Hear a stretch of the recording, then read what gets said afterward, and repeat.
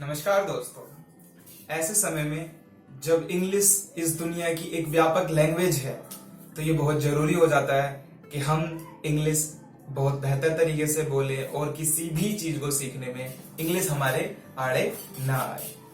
तो जैसा कि मैंने नोटिस किया अपने आसपास में भी और मेरे जितने भी टच में लोग हैं उनसे मैंने जानने की कोशिश की है, तो इंग्लिश कहीं ना कहीं उनकी लाइफ का हर्डल बना हुआ है। वो बहुत ज्यादा परेशानियां इससे संबंधित झेल रहे हैं। एक एग्जांपल लेते हैं, अगर आपको कुछ नया सीखना है और कोई एंटरटेनमेंट वीडियोस देखनी है या कोई रिसर्च करनी है इंटरनेट पर, तो ये सारा का सारा डाटा जो मैक्सिमम अमाउंट में अवेलेबल है वो सिर्फ और सिर्फ इंग्लिश में अवेलेबल है। तो ऐसे में इंग्लिश का सीखना और भी ज्यादा जरूरी हो जाता है जब बात आती है अपनी खुद की ग्रोथ की। इस वीडियो में मैंने 4 मेजर स्टेप्स पर बात की है, जिनको मैंने फर्दर 2 ब्रॉड स्टेप्स में डिवाइड किया हुआ है। ठीक है, वो 2 कौन से स्टेप्स हैं? Number 1 intake, number 2 production. Intake से मेरा मतलब है कि जो लैंग्वेज हमको सीखनी है उसको पहले हमें अंदर डालना है, उसको तभी तो बाहर निकाल पाएंगे। इससे मेरा मतलब है कि लिसनिंग और रीडिंग, यहां पर स्पीकिंग से ज्यादा इंपॉर्टेंट हो जाता है लिसनिंग और रीडिंग। ऐसा क्यों, समझते हैं। मान लेते हैं 2 परिवार हैं, एक अमेरिका में है और एक इंडिया में है।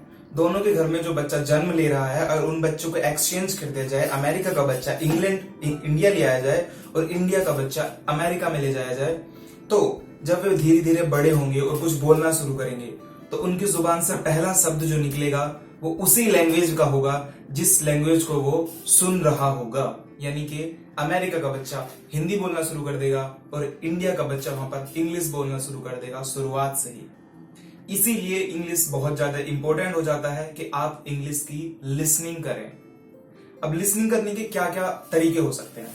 आप YouTube पर या किसी भी प्लेटफॉर्म पर वीडियोस देख सकते हैं। अगर आपको हेल्थ पसंद है, स्पोर्ट्स, कॉमेडी, टैटो की वीडियोस, डांस की वीडियोस, वो कोई भी वीडियोस आपको अगर पसंद है, मोटिवेशनल वीडियोस अगर आपको पसंद है तो आप उनको देख सकते हैं।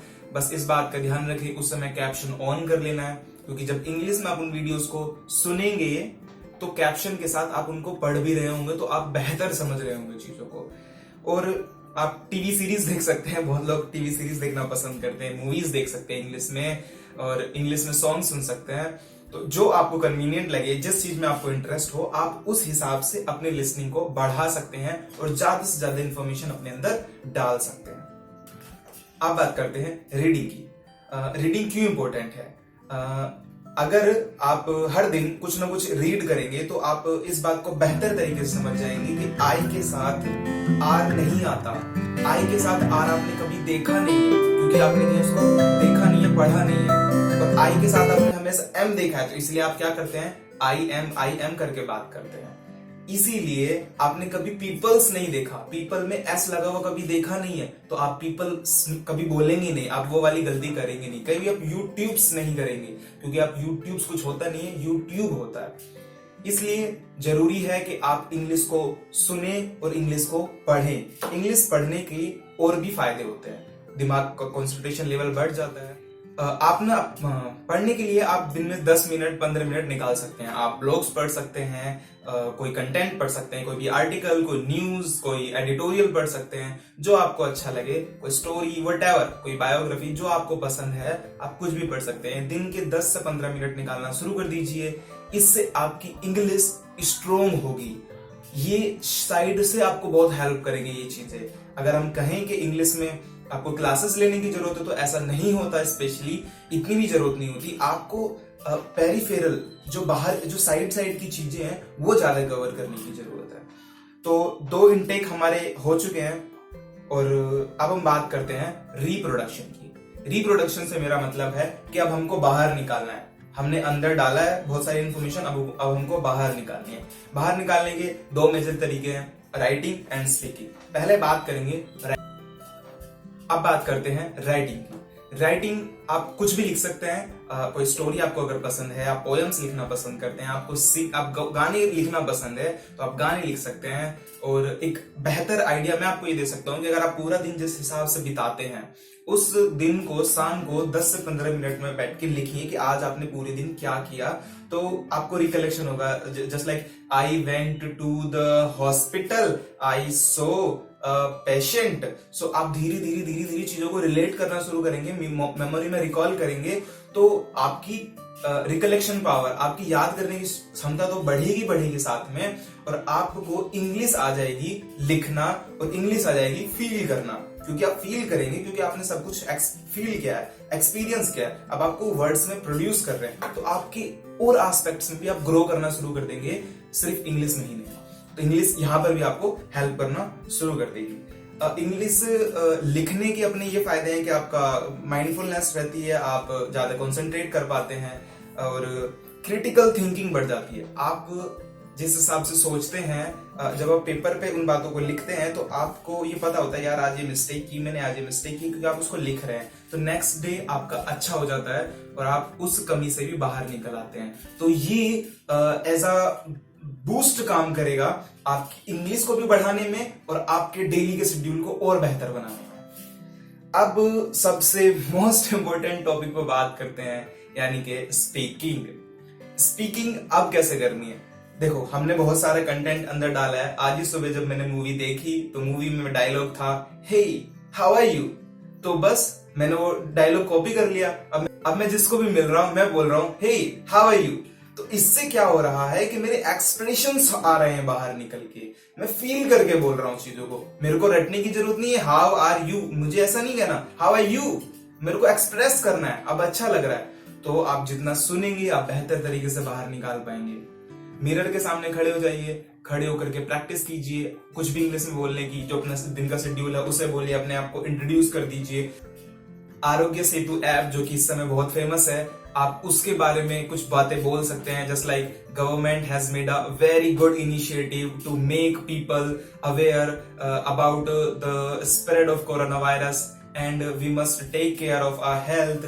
सो आप जो भी बोलना चाहते हैं, एक पर्टिकुलर टॉपिक उठाइए, उसके बारे में बोलना शुरू कर दीजिए। मान लेते पंखा रखा ऊपर, पंखा a fan has 3 legs, it might have 4 legs also. We see fans in many types, just like I have a cooler and I have a AC also has fans. So अब आपने देखा, हमने एक पर्टिकुलर टॉपिक उठाया और उस पर खींचना शुरू कर दिए। तो हमको क्या करना है, हर दिन कुछ ना कुछ बोलना है। और अगर आप मिरर के सामने खड़े होकर के बोलेंगे तो मैं लिख के दे सकता हूं, आपका कॉन्फिडेंस बहुत ज्यादा बढ़ जाएगा।